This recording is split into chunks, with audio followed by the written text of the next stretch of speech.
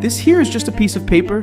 It's not made of gold, it has no physical ballast in silver, and if tomorrow morning the whole world decides that it's worthless, it becomes garbage. But today, this piece of paper controls armies, decides which countries will get rich and which will go hungry, and allows a single nation to spend trillions of dollars that it doesn't even have. Welcome to the dollar empire, the greatest invisible power gear in the history of humanity. In the next 2 decades, we will hear about the rise of China or the growth of the BRICS. But the truth that big banks don't tell you is that the world is stuck in a financial trap designed 80 years ago. A trap that transforms the Federal Reserve into the true central bank of the planet. How did a single country manage to make the whole world finance its own debts? And what happens if this empire collapses? Now let's open the black box of modern geopolitics to understand how the dollar became the most powerful weapon in the world. To understand the empire, we need to go back to 1944. Europe was in ruins, the global economy was destroyed, and World War II redrawn on the world map. Representatives of 44 nations gathered in an isolated hotel in New Hampshire, United States. The goal? Create a new financial system to avoid chaos.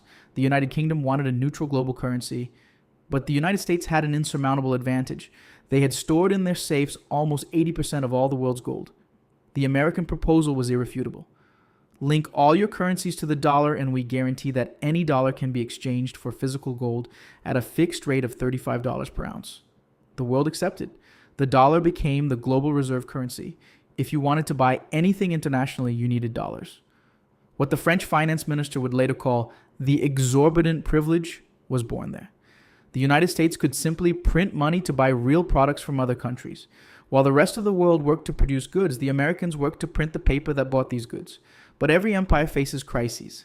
In the 60s, to finance the Vietnam War and social programs, the United States printed much more dollars than it had in gold. Countries like France realized the bluff and began to send ships full of dollars back to New York, demanding the physical gold of Fort Knox. American gold began to disappear.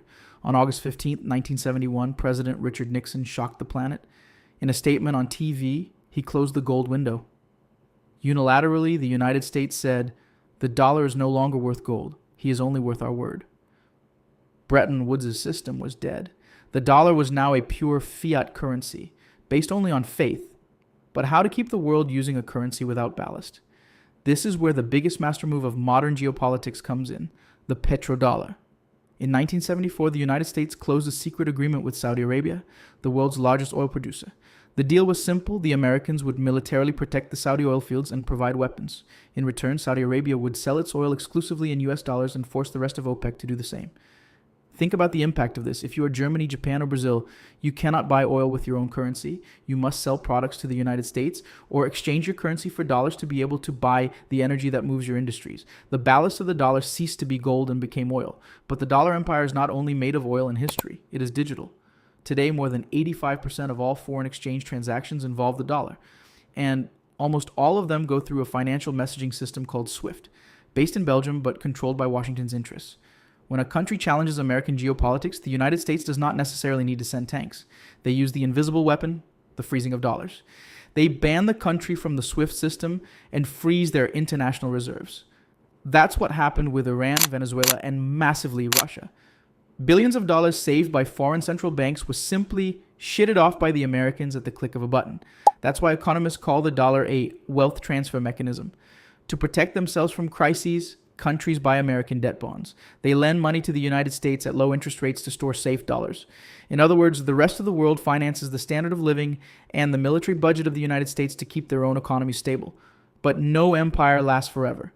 And the same weapons that the United States used to protect the dollar are starting to scare the rest of the world. When they saw Russia lose access to its reserves overnight, countries in the global south thought, what if we were the next ones? We are living in the era of de-dollarization. The BRICS bloc is expanding and creating alternative payment systems. China is settling oil transactions in yuan. Russia and India trade in their own currencies.